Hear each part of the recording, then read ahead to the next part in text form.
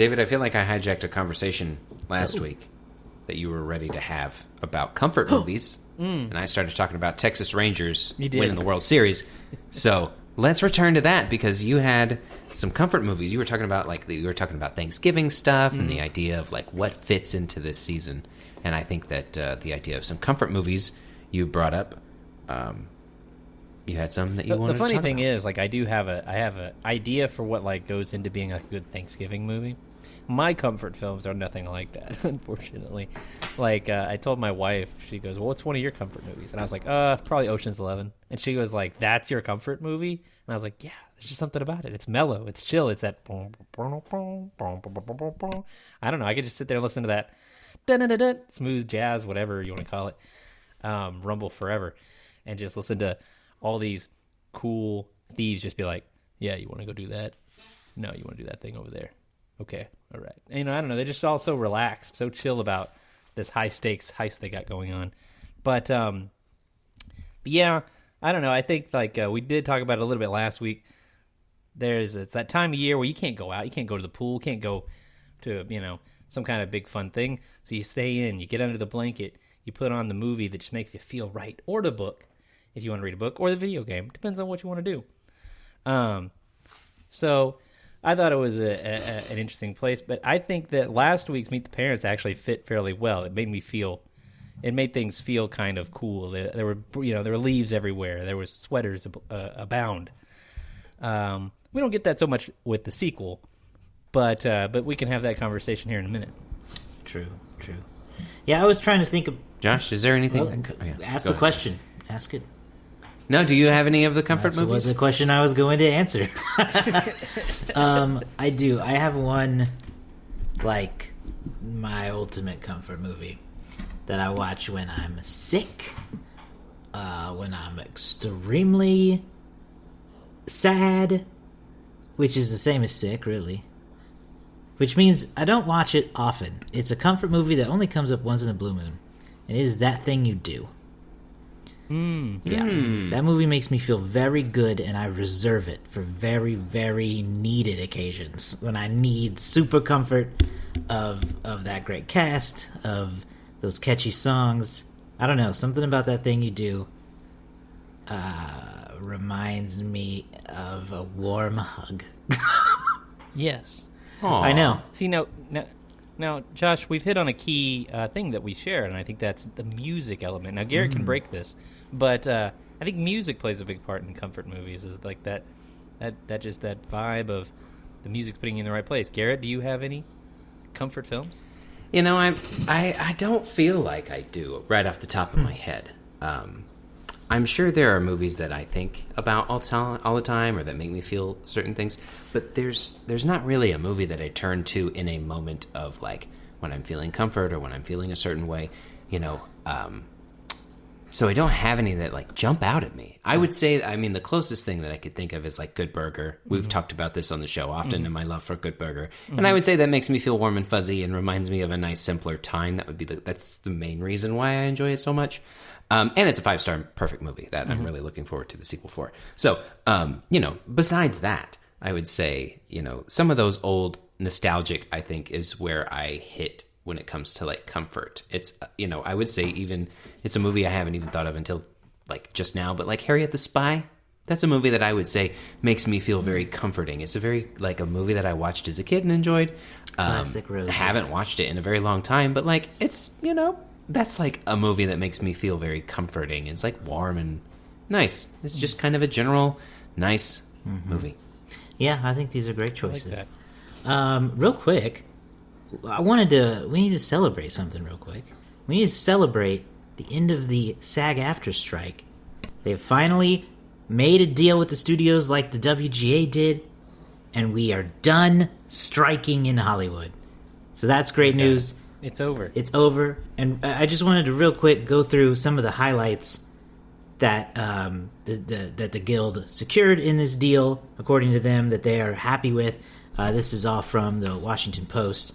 Among some of the wins they got include more than $1 billion in new wages and benefit plans, funding over the 3-year term of the contract. a new fund to compensate performers for their work on streaming shows. There's no real details yet on exactly how that will work. There's an immediate 7% wage increase for many performers and an 11% increase for background actors.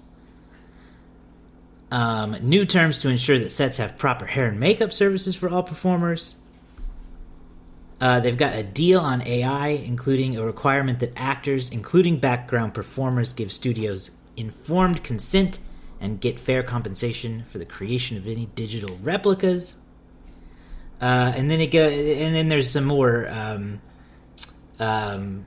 specified stuff about AI, but it sounds very complicated. But it looks like they, after 118 some odd days, I believe, got a deal that they could all agree on. Well, that's great. And that's great. We were hoping they would get, everything they wanted. I'm surprised some of those things weren't already, standard. But glad that it's over because, it's kind of clear that having the actors and the writers both away has had an impact on the film industry as a whole. And we assumed it will, but I don't think even to the degree, because I don't think a strike has ever gone this long. You kind of saw a lot of movies that weren't able to be promoted, movies that had to be delayed a full year, maybe even get canceled because they just they missed their window of being able to really start work on. So, it's had a big impact, and 2024 is going to be a weird year because of it. But I think the actors got what they wanted, the writers got what they wanted.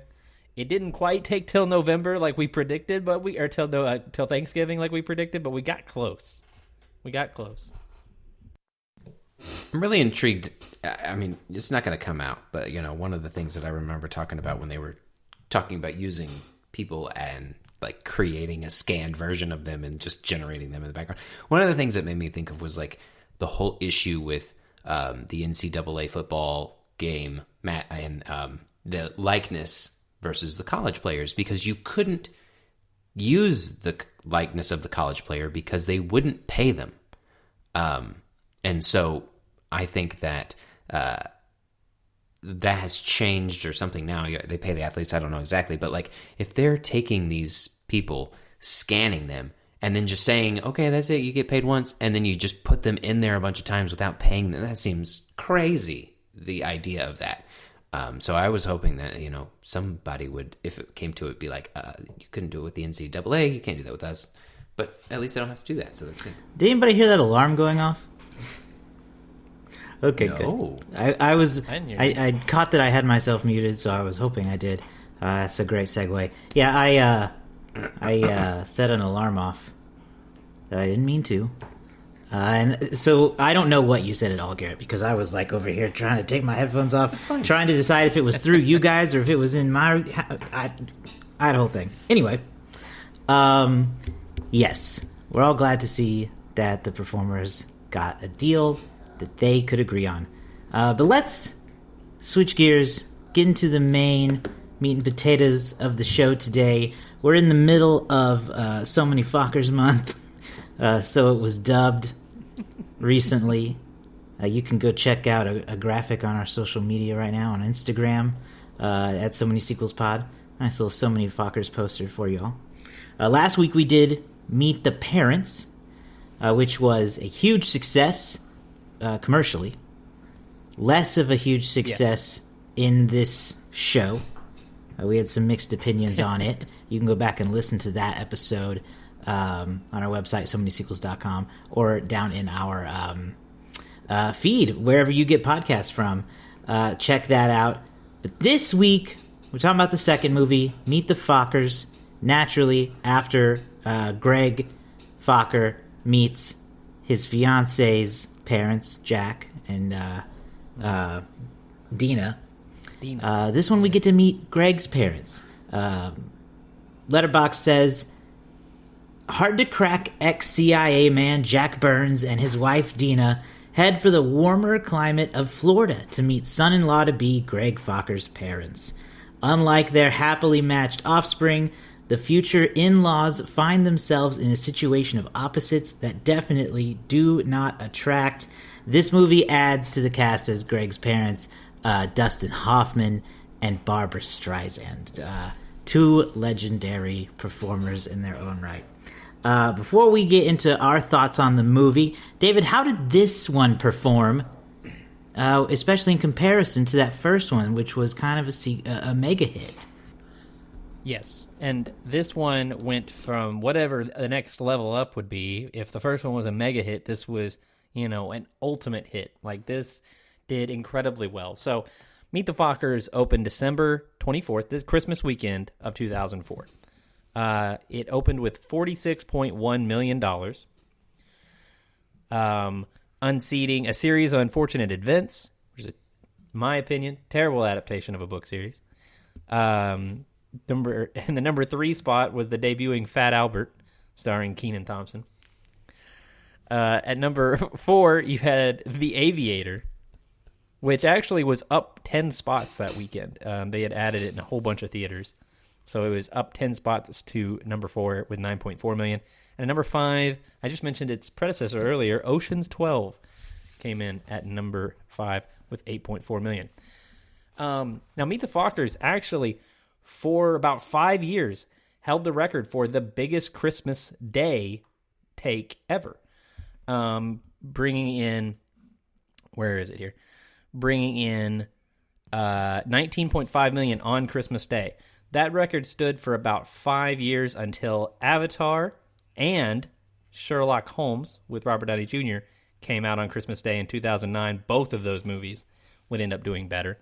Since then, the record has been passed by quite a few other movies, including Aquaman, Rogue One, A Star Wars Story, Star Wars The Last Jedi, Avatar 2, Spider-Man No Way Home, and Rise of Skywalker. So, and The Force Awakens. So it's not as impressive as it is, but for Meet the Fockers to still be the 10th best Christmas Day movie is kind of impressive when you consider those other big franchise films that are in the list. Now, also, Meet the Fockers had, for a brief time, the number 1 New Year's Day haul with 18.2. It has, again, been passed by Spider-Man, The Avatars, and The Force Awakens, but it still sits at number 5 for the all-time New Year's Day take. It was a huge release. I told you that opening weekend, it was 46.1. The next weekend only drops 9% to 41 million. This is huge. This is 2 back-to-back weekends, 40 million plus. That's great for a movie that only has an $80 million budget. So it had pretty much made its money back within its third week of being in theaters. So for the total, it went on to make $279 million in the United States, $243 million overseas, for a worldwide total of $522 million. It was the number 4 movie of 2004, just behind. So you have the Meet the Fockers at number 4. At number 3, you have The Passion of the Christ, which is a great one too. There, behind, and then just ahead of those two. This is domestic numbers. Just ahead of those two is Spider-Man 2 and Shrek 2. So there's your top 4 of 2004: Shrek 2, wow. Spider-Man 2, Jesus, Meet the Fockers, and then number 5, at number 5, The Incredibles. Not to be left off. I don't even know what to think about that. Not to be left off, Harry Potter, The Day After Tomorrow, The Bourne Supremacy, National Treasure, The Polar Express. They also were all in the top 10 that year. It was a pretty fun year for movies, I would say, overall. Meet the Fockers joins Ocean's 12 and Spider-Man 2 as our 04 movies that we've reviewed. You can see those podcasts available at SoManySequels.com. And that's all. That's what I got. What do you guys think of that? Adds a whole new dynamic, man. Like, that's freaking crazy. Yeah. I can't even imagine a comedy doing that kind of damage. This just like a regular family comedy doing that kind of haul in 2023, 2024 sounds impossible. Yeah, it does. Yeah, and it was a what was this? Is it PG-13? Yeah. I think so. I think it was just PG-13. Wow, it wasn't rated R or anything. Makes $500 million, you know. and is the number 4 movie of the year. I can't think of the last time a comedy was even close to the number 4 movie of the year. You know, I also read that US. this is Robert De Niro's second highest grossing film. Very disappointingly behind Joker 2019. Yeah, Joker. Now, careful, Josh. All right? Don't start seeping with estrogen. I wouldn't want to do that, would I? We don't need, you cookie dough eating softies wouldn't know comedy, I'll tell you. Well, that. this is a great movie to talk about for that, I think. Meet the Fockers, because where we have Jack's, like, hyper masculine, standard, typical father-in-law figure, we this time meet Greg's parents, who are more open and free and hippies, and his mom is a sex therapist. His dad was a lawyer but became a stay-at-home father. My God. When when Greg was born. So very different dynamics, lots of weird stuff going on in there. What are our initial thoughts on this movie? Let's go around after having watched it. Actually, I think Garrett has to go first, because you said how much you disliked Meet the Parents meant that you might like this one a little more. Did that happen? It did. It very much did. I had a feeling it would. Yeah. I said the problem that I had with the first one for me was genuinely that it felt like bullying. Like, there was no relief. It was beat up on Greg because of his name. It was beat up on Greg because of his profession. It was beat up on Greg because he's Jewish. It was beat up on Greg because he's different. There was zero chance for Greg to do anything. Even his fiancée didn't give him any chance. So at some point in time, I think I said it was like kicking a wet cat. It was no longer funny. It felt like when you have the weird name in elementary school and everybody makes fun of you for it. That's what it felt like. And I don't like that. This one provided balance. Much needed balance. There was none in the first one.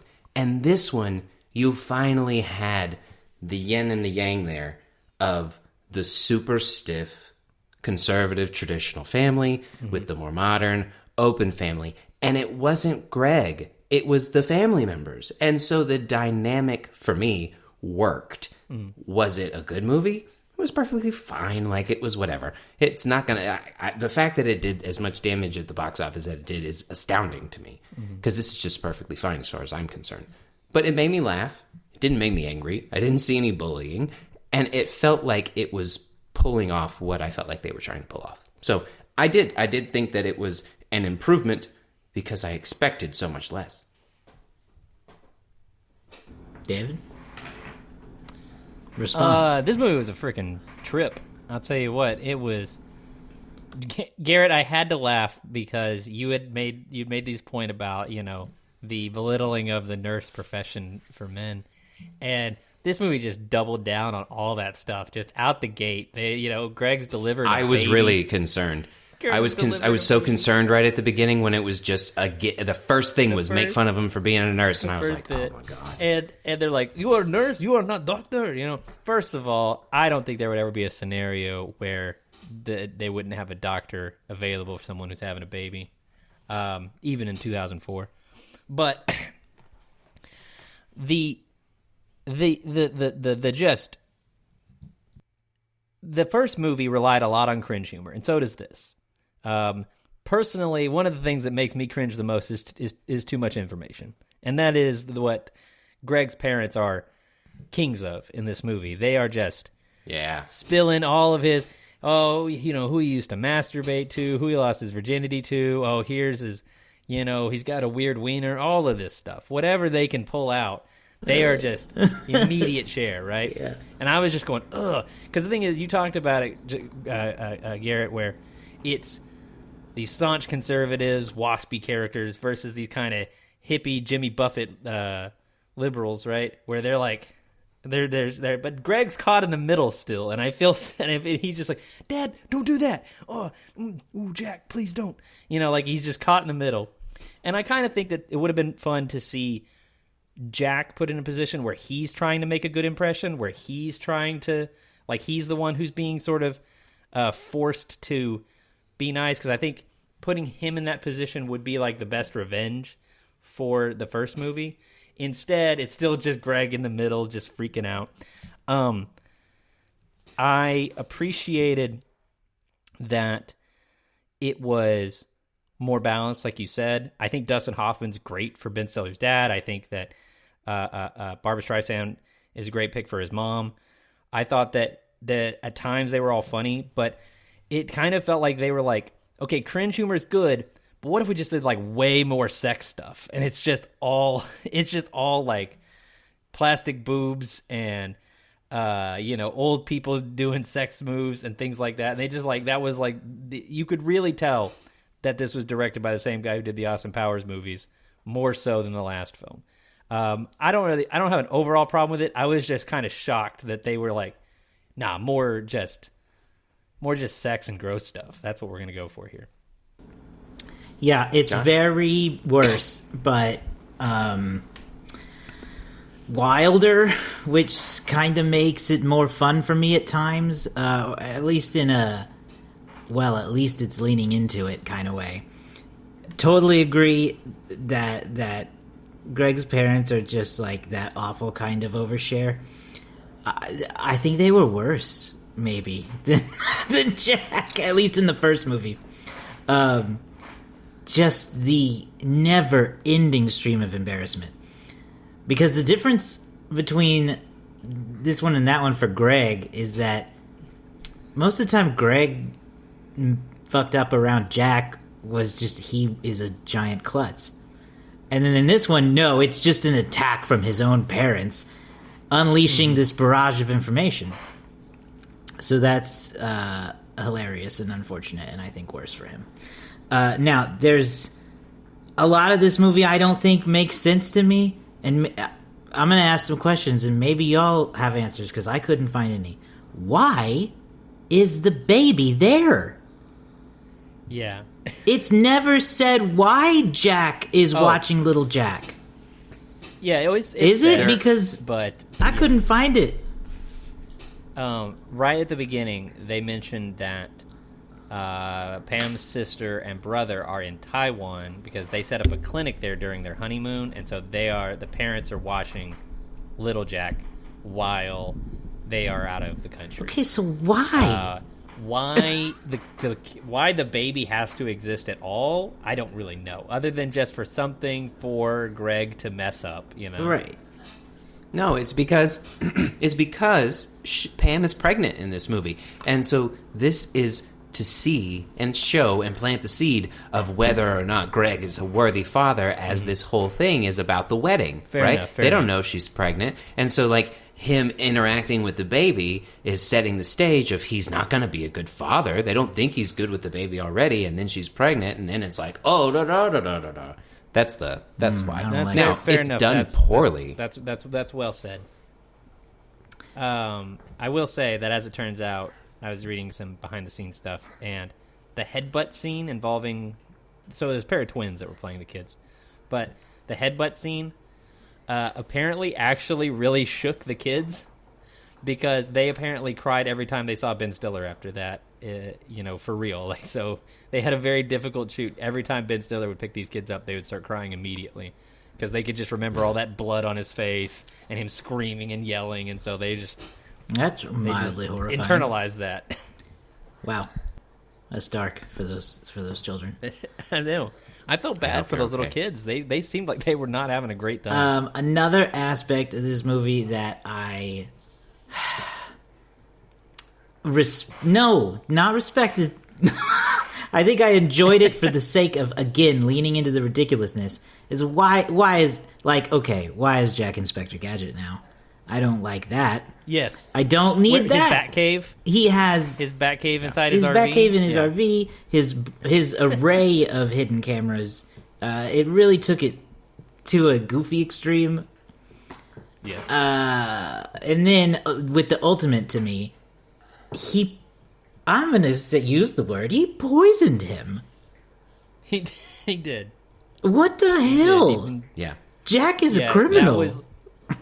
That was the point where it was like, this might be too far now. Like, this is like, it was, the polygraph in the first one is like believable. Right. The first movie is Jack like, he's an asshole, and the second movie is like, he's a threat. He is. He's carrying around truth serum and hijacking people's DNA and all that kind of stuff. It's pretty wacky. That's what I mean. Like, they doubled down. They kind of exaggerated everything a little bit more. Whereas the first one, we talked about it being kind of grounded. This one kind of ungrounds it at times. Mm-hmm. In Little Fockers, you just know that Jack's going to like land a helicopter at some point. I can't. They planted the seed for the Little Fockers in this one. Did anybody else notice that? They called out, they said something about a Little Focker in this one. And so they named it, There were too many Focker puns in this movie. Honestly, not enough, really. Not enough for you. Because they have a Focker reunion. And I thought this was one of the bigger letdowns of the film, was they were like 50 Fockers, and Robert De Niro was like, 50 Fockers, that should be fun. We meet no other Fockers. Like, they have a big party, we are introduced to no Fockers. I can't tell you how disappointed I was when I saw Tim Blake Nelson's name at the beginning of the credits, and he is not related to Greg in any way. I was like, that's a perfect other Focker right there, is Tim Blake Nelson. But his part, I want to talk about later, but his part was very funny. Greg does mention his cousins, Randy and Horny. I don't remember. But we don't. Horny. But we don't get to meet them. I didn't really catch it until the. There was second. also a Dom. There was a Dom Focker as well. Yes, that's his uncle, I believe. So we don't. One of them could have easily been Chris Kattan. Oh, Chris Kattan should be in this movie. We didn't get to meet any of them, though. We just hear about them in passing, and I thought that was a real opportunity to just kind of like bring on the Fockers. I don't think I need let's meet some Fockers. More. Now he does have a fake son, played by who is it that played Jorge? I don't care. Because again, why? Ray Santiago, that's who plays him. He did look a bit like I did Ben bust Stiller. up when I immediately was like, oh my god, he looks just like Ben Stiller. I don't know if they added anything to him to pull that off, or if he just naturally looks so much like him. But it was again another like extreme plot swing that I just was like, why? Why is it that? And then for it not to even be his son in the end. The picture, though, Garrett, you missed it apparently. You have to go back and watch. Just skip to this part of the movie. The picture of the baseball player who's his actual dad, and it's just Ben Stiller with a giant mustache. And it's nice. I laughed out loud, genuinely laughed, because it just made me, I was like, that's such a Ben Stiller joke. Mm-hmm. It's such a, that funny. Fits in almost every Ben Stiller movie, is just a photo, like here's the real dad, and it's just Ben Stiller again, but with a giant mustache that covers half his face. I wanted to talk about Roz. Let's talk about Roz. Focker. Yes, definitely. Because I think she was, Dustin Hoffman was really good. You don't think I don't see Dustin Hoffman as like a comedian style actor. I see him as a serious kind of an actor. So to see him let loose and do something that's really unexpected, I feel like kind of had the same Robert De Niro-esque effect as he did whenever he took this role. Mm-hmm. But Barbra Streisand in this role does such a good job of sticking it to Jack, because she provides such a well-balanced counterpoint to his uptightness, because she is well-spoken. Mm-hmm. She's not like Dustin Hoffman handles the crazy. She has what people might see as a weird job, but the way that she approaches it, and the way that she speaks, and the way that she is able to help them find certain things, makes her just such a really good character, in my opinion, of this movie. And like, honestly, the most well-liked character of this, because she does such a good job of sticking it to Jack, and nobody else does. And David, you mentioned earlier wanting to see Jack in a position of trying to impress someone. That doesn't exist. No. There's literally no way that he would do that. There's no way that he would try to impress someone because he does not feel that need. So that doesn't exist. But also, I had that's an why issue. I think it would have been an interesting way to go is just Jack make a good impression so we can get this, we really want to get Pam married off or something like that. Just kind of, but we don't get there. Or maybe, he's going to therapy or something. They tell him, be more. But I also speak have a your problem mind less. with him being so-called uptight and conservative when he's walking around with fake boobs attached to him on purpose. Yeah. He doesn't get to be judgmental of her being a sex therapist when he's walking around with a homemade breast on his person to breastfeed his nephew. That's weird. That's, according to him, a perfect silicone replica of his daughter. That's weird, Invasive. man. This whole movie is about boundary issues. Yeah, Yes. and that's where I felt like the Jack character was written badly this time, because I don't believe that would occur. It's not even that, it's hypocritical, but I genuinely don't think that character would do that. And so it took me out for a second. The boob. For him to do that, but to be so apparently repressed sexually, like they describe him to be, is so. It makes no sense. I don't know. So many of the characters in this movie are just walking contradictions. Dustin Hoffman's the same way, where he talks about invasion of privacy, but then in the next morning he's just taking a dump while Jack's in the shower, which is not very respectful of privacy, I would say. So you have these characters that just don't even follow their own sort of rules for morality at times, and that can be a funny thing to pick at each other with, I suppose. But yeah, I don't know. It was one of those things where I think they were just this would be a funny sight to see Robert De Niro wearing this contraption. I also wanted to mention that I think the thing that works with Roz too is that in the first movie they call it Meet the Parents, but it's Meet the Dad. And the mom of Pam really doesn't. She likes Greg pretty well, There's no need to win her over, right? And there's no real need to win over Roz in this movie either. But they give the moms something to do. They talk to each other, they interact, they help each other, and I really appreciated that as a opportunity for all of the characters to feel like they have a purpose, a role in this film. So I liked that as well, that his mom isn't intimidated by Jack and actually would like to help him if she could. Whereas I don't think Dustin... She sees that brokenness. I don't think Dustin Hoffman's intimidated by Jack, but I think he feels... There's definitely a level of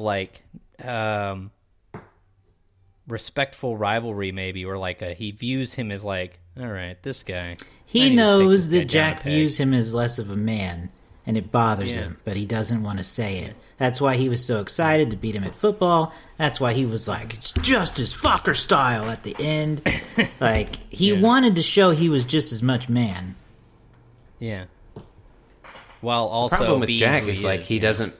You're right, and that's the thing. Dustin Hoffman is very secure with himself as a person. Mm-hmm. Thus, he needs no affirmation of being a man. Mm-hmm. Right? That's the problem with Robert De Niro as a character, as a person, is that most of those people are repressed in some way, shape, or form and need to feel dominant and powerful because they don't on the inside. Whereas Dustin Hoffman doesn't mind being all kind of wild and flamboyant because he's very secure on the inside. Mm-hmm. So I like that dynamic between them two. Because it shows that frustration of you're making fun of me and I don't understand why. I'm not ashamed of any of these things. Whereas the difference with between Greg and his dad is that Greg does seem to be ashamed of some of these things. Mm-hmm. Even though he talks about being a nurse, he seems pretty fine with that. He seems pretty fine with this being a nurse. But a lot of the other stuff he doesn't seem fine with, thus ashamed of. And his dad doesn't seem to have that problem. I think it's really a thing where Greg is sort of... There's this kind of adage that you're always kind of every man is their dad, sort of lessened a little bit, and a little bit of their dad, but remove a little bit of something, right? And Greg seems like he grew up in a household that was very affirming and very celebratory of him, I think it made him self-conscious that he wasn't actually worthy of the affirmation he was getting, right? And I think that seems to play out in how, as he grew up, he doesn't celebrate himself. He goes, well, I do what I can. I try to help. He doesn't like praise himself for the things he does. He just treats it like as a normal thing. And you put that in a situation where it's him versus Jack, and Jack is now scrutinizing all of his mediocrity and then on the other side, his parents just amplify all of his stuff. And it puts him in this weird middle territory of being like, I'm proud of what I do, but I don't shout it from the rooftops at the same level either. I don't know. Like it's a very interesting character study to put him between these two extremes. I don't think anybody's ever said Meet the Fockers is an interesting character study, David. I'm just going to stop you right there on that one. We might be thinking about it too much. Nope. Josh, we might be thinking about it a little too much. I do want to bring it back to something stupid real quick, which is that baby. Please. And my least favorite baby bit that I believe they overused and was funny never, which is when Greg taught him to say asshole. And the reason it's never funny is because it does not sound like that baby is saying asshole. Ash. Oh. It sounds nothing like asshole. Nothing. That kid's way too old to be saying and his first word. And he says it 700 times. I gotta tell you, too. That kid's like 3 years old saying his first word. What is that about, Jack? You know what? If my kid's first word were asshole, I'd find lose it my so marbles. funny. I wouldn't even care. I wouldn't even care. I wouldn't even be upset. That kid don't know what he's saying. He's just saying words. He don't know. If I heard that kid say that, I wouldn't think he was saying a word. Didn't sound like a word to me. I also want to, on the level of stupid and the kid, oh gosh, just the... I feel like there's just a reliance on that kid at times for comedy that he like almost never comes through for me within the film. And it's kind of weird to have all of this sexual humor around like a 2-year-old. I don't know if it necessarily kills the movie. I don't want to sound like I have too much estrogen or anything, but it was just kind of like, this is just kind of uncomfortable. It's uncomfortable at times. But, the ass... Oh... I did like when he glued the rum bottle to his fingers. That was funny. Sure. That was a funny image. Sure. Yeah, the movie is uncomfortably raunchy at times for what the first one was, which was a little closer to a family movie. And it's not like there's like, raunchiness in terms of nudity, but it's just the discussions. And some of the imagery, in like Roz's office and stuff, she's got some not safe for work art pieces, but the conversations get awfully raunchy for this baby to be a main character. Yeah. So, anyway, what else do we have to say about Meet the Fockers? Nothing. Anything? I don't think I have much else. I want to highlight. I did laugh when. I did laugh with both Tim Blake Nelson showed up as this like super hasty sheriff or deputy.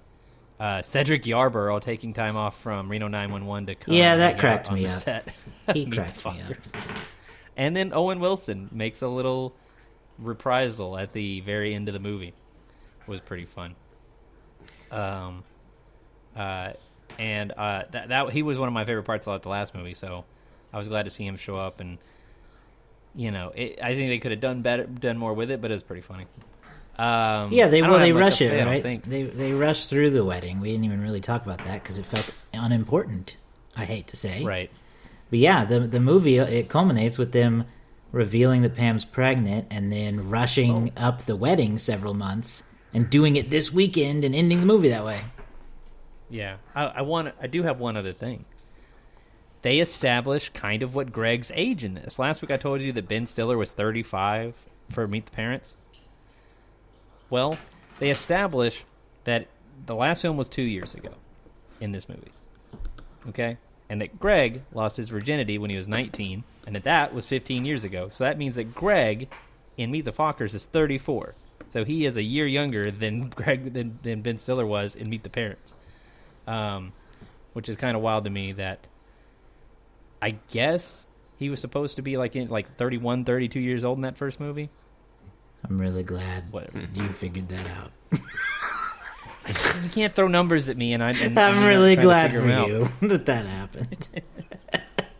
So anyway, wild to think about. No, and then the movie actually ends with the same repeated joke from the last one: Jack watching his hidden security videos, except this time they're not as funny as the last time. Yeah, they were a little weird. I really wish that Greg's part would have been him on Truth Serum, because that was actually, for me, the highlight of the film is Ben on Truth Serum roasting a baby. He got a little White Goldman, a little Zoolander in there. We're like, oh yeah, hey, I got a sign for you right here, buddy. Huh? How you like that? Like I just Ben Stiller on Truth Serum is the way to go with Little Fockers. So based on this, do we think this holds up as a Thanksgiving movie? Would we say, we felt like the Meet the Parents? We ended up with that one. Think gets that treatment. Okay. No, it's a June movie. It misses. Yeah. I think it is, but it's one that you put on after the young ones have gone to bed, and you watch it with the teenagers and your drunk grandparents. Yeah. And my grandparents would not. That's when you turn on. That's when you turn on that. I bet your drunk grandparents would. They would not. I don't know. All right. Well, let's wrap up this discussion on Meet the Fockers then, and dive headfirst into the letterbox game, where each of us are going to guess what we think the average score of Meet the Fockers is on Letterboxd on a 5-point scale. I'm going to read off some of the most popular reviews of this movie on Letterboxd right now. We got 2 stars from Indy, heterosexuality's worst product yet. 3 stars, Dustin Hoffman and Barbara Streisand made me realize what true love is. 5 stars, Robert De Niro boobies are best boobies. 3.5 stars, why is this the only Barbara Streisand movie I've seen? And 1 star, why did I watch this every day when I was 5? Weird collection of reviews on Letterboxd there. All over the spectrum, 1 star to 5 stars. Wow. Who knows where it could be? Wow. I think I'm gonna land right in the middle. I'm still in last place, right? Barely, I think.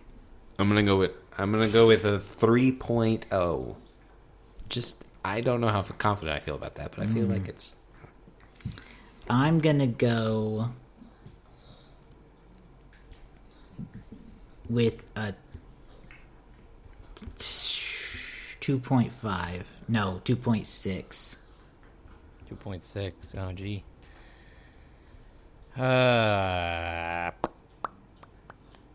I'm going to split you guys and say 2.8. Okay. We got a 3.0 from Garrett, a 2.6 from me, and 2.8 from David. We do not have a direct hit this week, and we are going to need a tiebreaker, because this is a 2.9, which splits you two in half. Okay. Oh my. All right. Tiebreaker. I don't have any idea about it. What do we want to do for a tiebreaker? We can't do the Rotten Tomatoes, so I already know that. Okay, you already know the Rotten Tomatoes, and we're already doing Little Fockers, so we can't skip ahead. What's the 1992 Meet the Parents? Oh, what is it even? Didn't we determine that Meet the Parents was actually a remake? You did.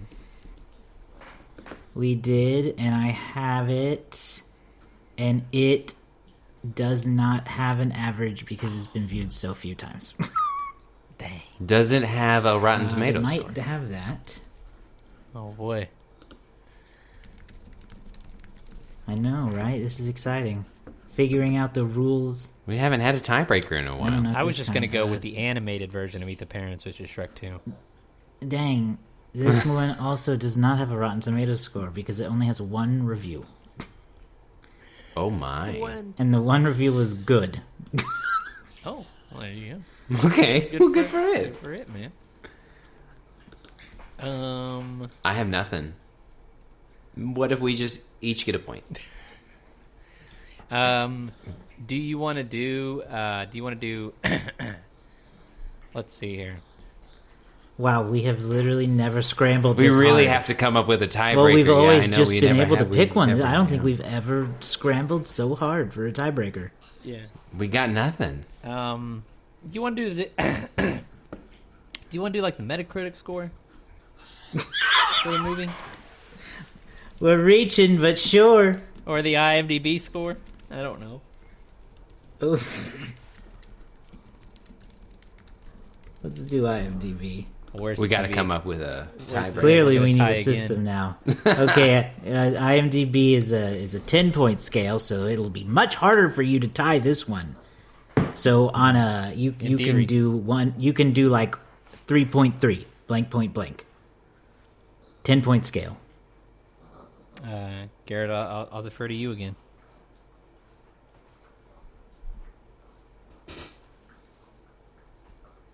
Seven 7.2. 7.2. Okay. I'll say 5.0.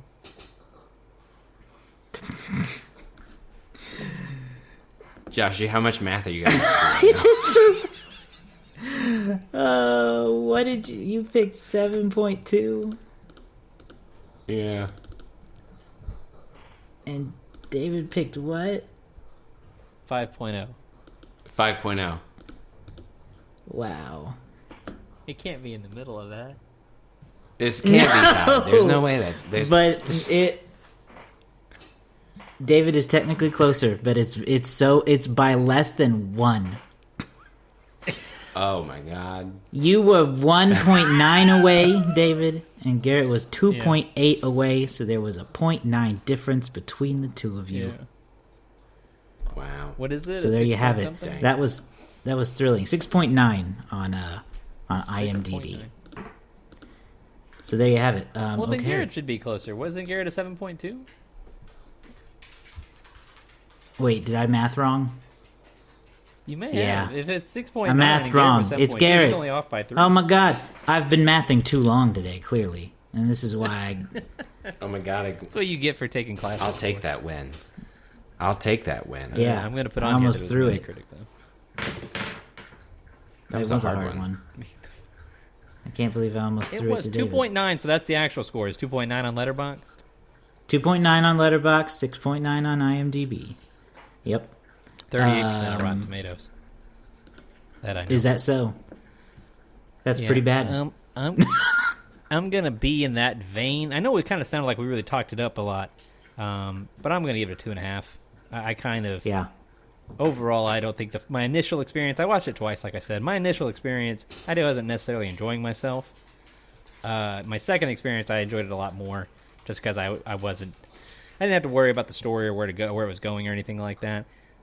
So I'm gonna give it a 2.5. It was not as much fun as the first one. Oh, I disagree. It was a lot more fun than the first one, but equally as dumb. 2.5. Is also a 2.5 for me, which brings us all to an even 2.5. Meet the Parents, I gave a 3.5. I felt like this one was not as good in many ways, but still there enough for me to enjoy what I was watching. So 2.5 all around. Yay, I think. That's not a great score, but You guys went down a star. I have been consistent. hey, well, we have been as consistent as this franchise. So that's what I'll True, say I to that. can't wait for next week. It's gonna be so. I know. weird. Next week we're gonna wrap this up with Little Fockers. God help us, there's no Grand Fockers in development or anything like that. You don't know that. I You don't know that. I'm just Don't say hoping. that. It's been too long. The older Robert De Niro, he already did that bad grandpa That's or true. whatever. So we'll have Little Fockers to round out the month this week, or this month. Very excited for that. I guess. I'm kind of confused. I don't remember it at all. This is one I truly don't even remember. So I think what I'm really interested is in how different is it, because with that baby, I feel like we already watched Little Fockers. So that's in my a lot take. of ways, and it's gonna be 2010. 6 years later. I don't really know how much different. I mean, like So a lot changed between 2004 and 2010. So I don't know. Yep. It's gonna be weird. All right. Well, stick around for that. You can subscribe wherever you get podcasts. Your favorite podcasting app. Just search So Many Sequels in there. We're also on YouTube, so you can watch the video version of the show. We're having a lot of fun there, posting clips, fun stuff, commenting with commenters. So go check us out on YouTube or wherever you get podcasts. And of course, you can find us on social media. We're on all the big apps. You can find those links at SoManySequels.com, along with our past catalog of episodes. Go catch up. Go listen to Meet the Parents. That's all. Yeah. Go listen to it. Yeah, That's the only one. Just one. Meet the Parents. No, go through there. We've been doing this show for years, so there's lots of fun stuff. All right, we'll be back next week with Little Fockers. Bye.